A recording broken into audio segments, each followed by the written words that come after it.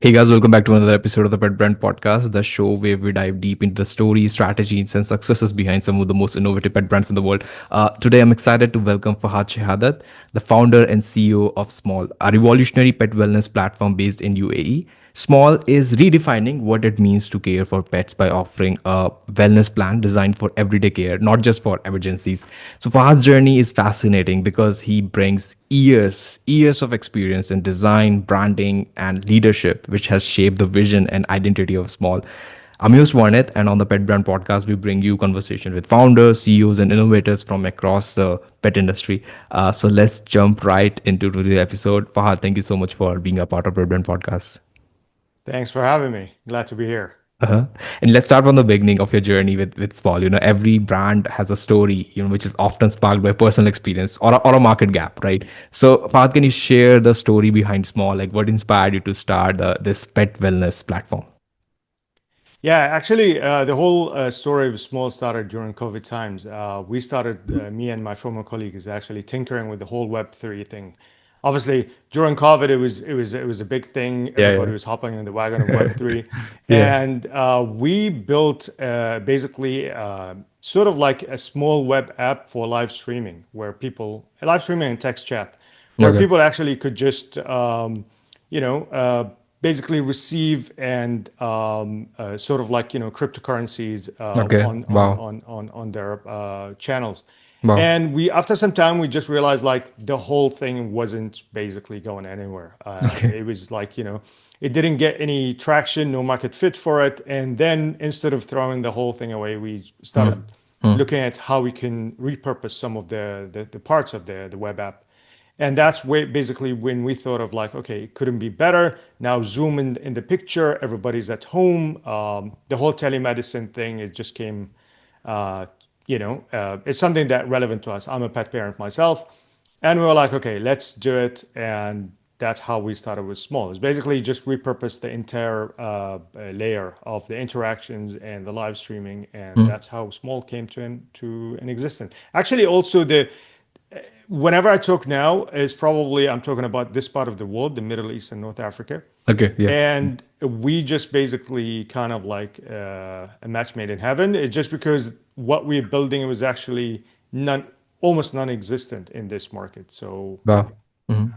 And before launching Small, like you spent years in design and branding, a background that's quite unique yeah, yeah, among pet true. industry Actually, founders. Yeah. Hmm. exactly. So I spent a lot of time in branding and design strategy. Wow. I started as a graphic designer myself, Wow.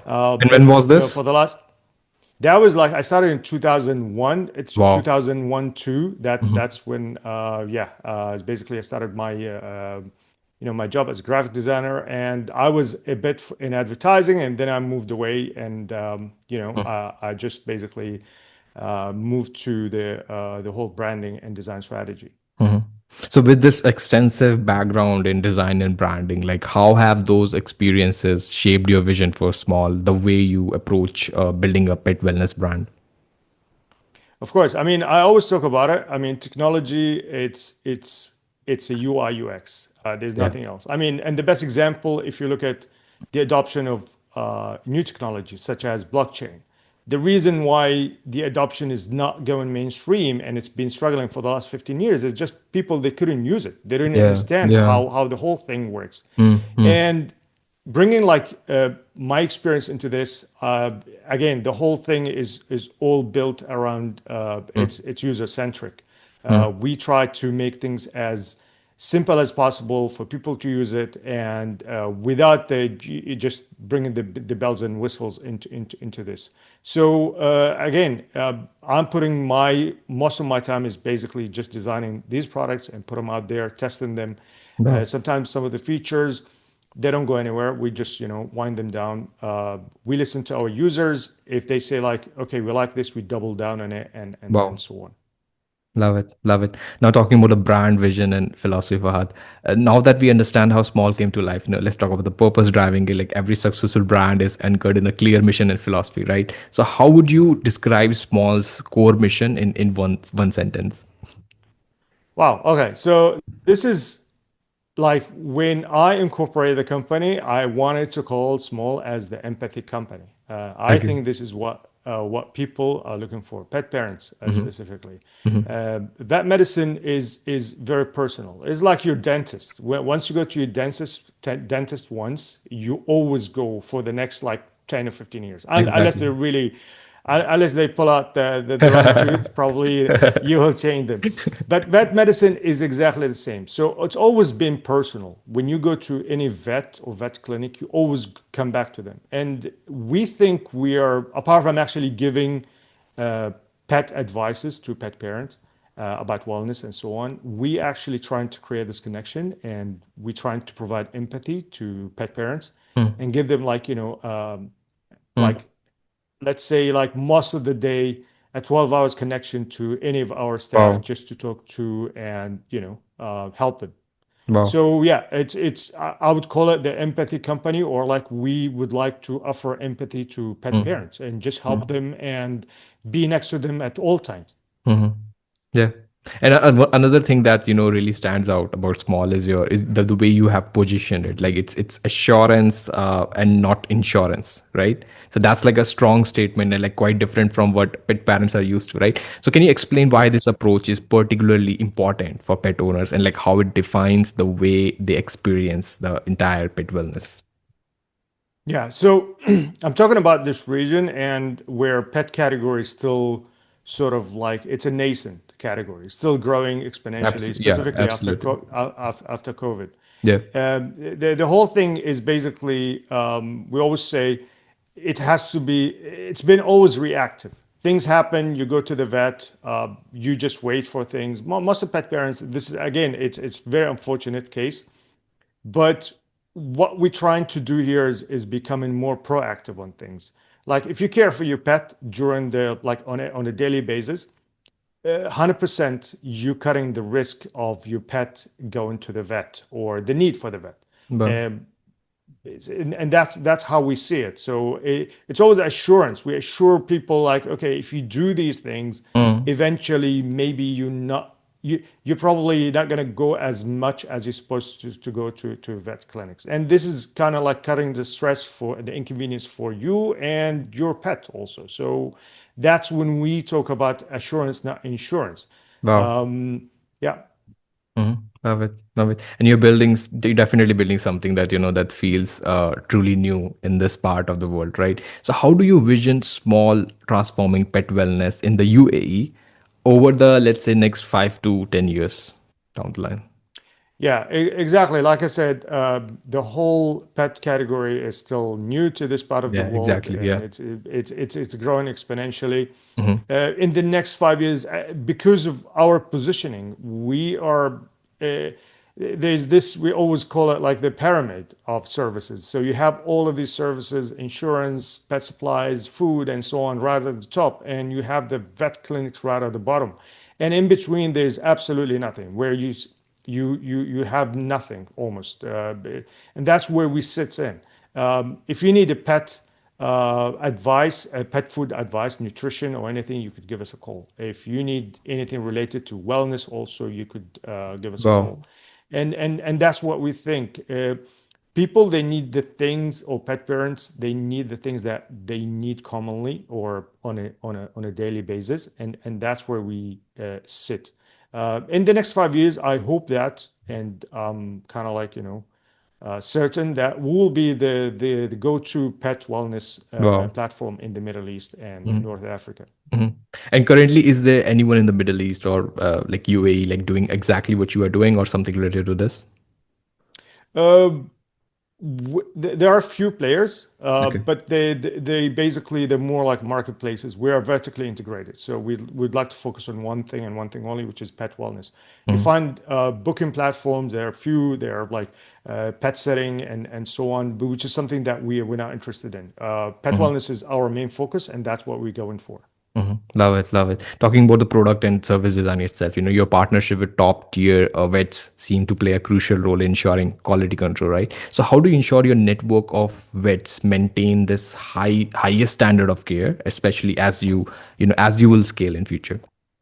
Yeah, so One of my friends, he's a vet also, and Okay. always tells me like they are good vets and they're Uh-huh. great vets. Yeah. And there's a massive distinction about where they come from and what's their previous experience.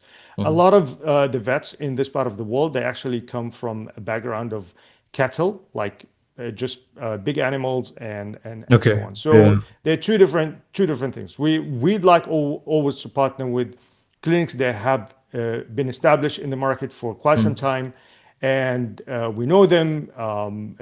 They basically think out of the box when it comes to like finding solution for any problem. For example, orthopedics. This is again something that not everybody can do. But yeah, it's maintaining the highest standards when it comes to Wow. any service that they offer. So we always kind of in check with them, see how they're doing, Mm. and making sure like our users they get the best results possibly could.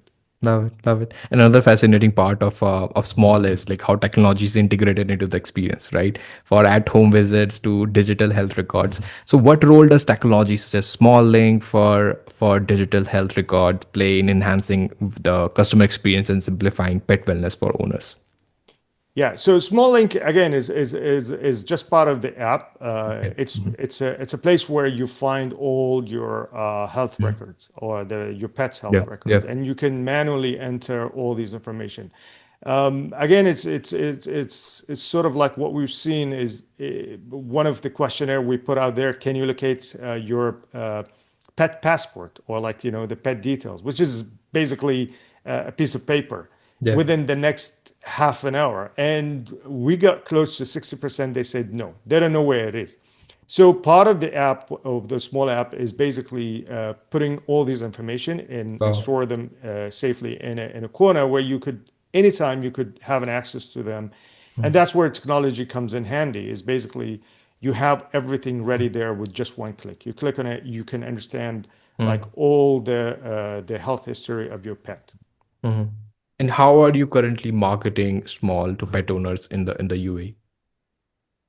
Yeah, we actually haven't done any sort of like I would call it like mega campaigns or Okay. anything. Uh-huh. We Mm. still rely on word of mouth from our Okay. existing users, Uh-huh. Mm. from our partner clinics. We're also getting a bit of that.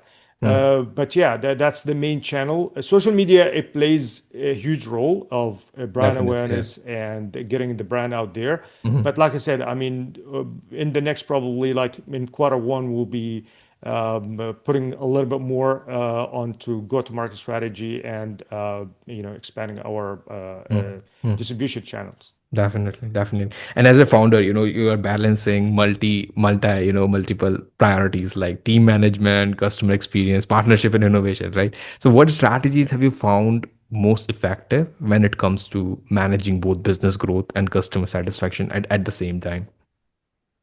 Yeah, so it's again, it's like doing startup business is very tough, and Yeah. if I tell you like okay, can manage them 100% is I'll probably Mhm. it's not even accurate. Mhm. But yeah, it's like listening to our users. This is number one to us. Is like what they want. All Yeah. the time we put out features or tools that we think it could add value to the user experience. But again, we based on our statistics, we realize okay, not a lot of happening through these tools. So we wind them down, and again, the whole listening to our users. This is, I think, it's very crucial in understanding Mhm. what they need most. Not everything needs to be there. We're not like the super app for pets, but we focus on really, really significant pain point for our users. Yeah. Yeah. And currently, like, how many team members that you have, and like, what are their specific roles? We have very small team, no Yeah. pun intended. So Uh-huh. it's basically we have 5 people, Wow. and yeah, we're very small, and yeah, we would like to be small all the time. I mean, it's we're very nimble, and small teams are they grow faster and they move faster, Yeah, they and are it's more flexible, yeah, basically. exactly, Hmm. exactly. Hmm. And many of our listeners, they are pet brand founders or entrepreneurs looking to build something impactful like small, right? So, what Yeah. advice would you give to someone who is looking to start a pet brand? And like obviously it's a competitive market, right? Yeah, I mean, the first thing I would advise that if they're not pet owner themselves or pet Okay. parents, probably they shouldn't, Yeah. because this is again is like I'm as a pet parent myself have an issue with. Mm-hmm. I see a lot of founders they trying just to jump on this category, which providing a lot of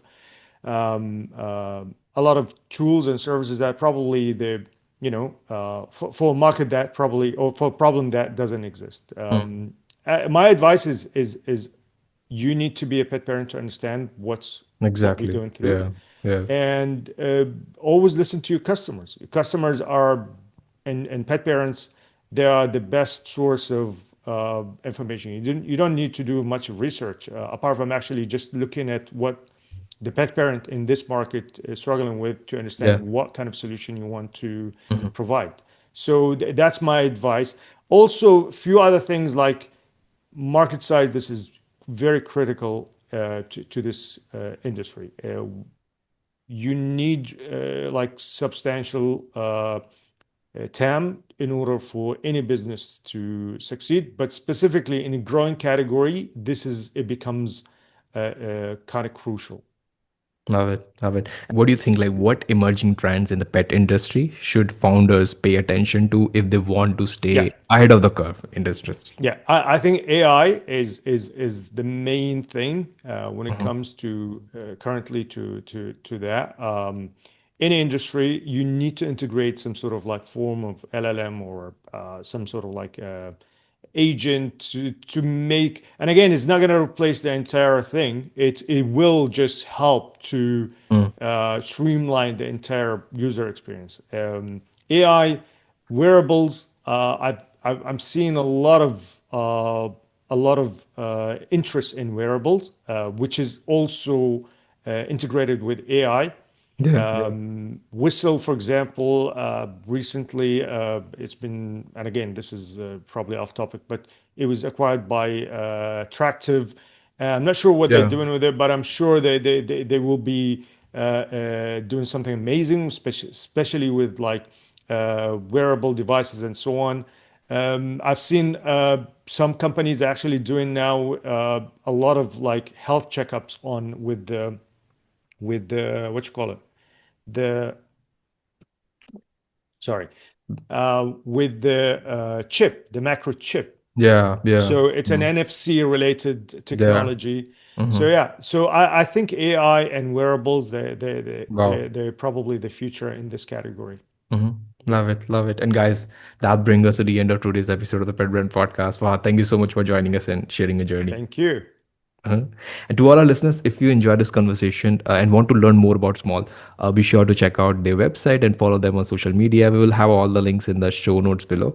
And if you're a pet brand founder, CEO, or someone who's building something amazing in the pet industry, make sure to subscribe to Pet Brand Podcast for more conversation like this, full of real stories, practical lessons, and inspiration to help you grow your brand. Thanks for tuning in, and we will see you in the next episode.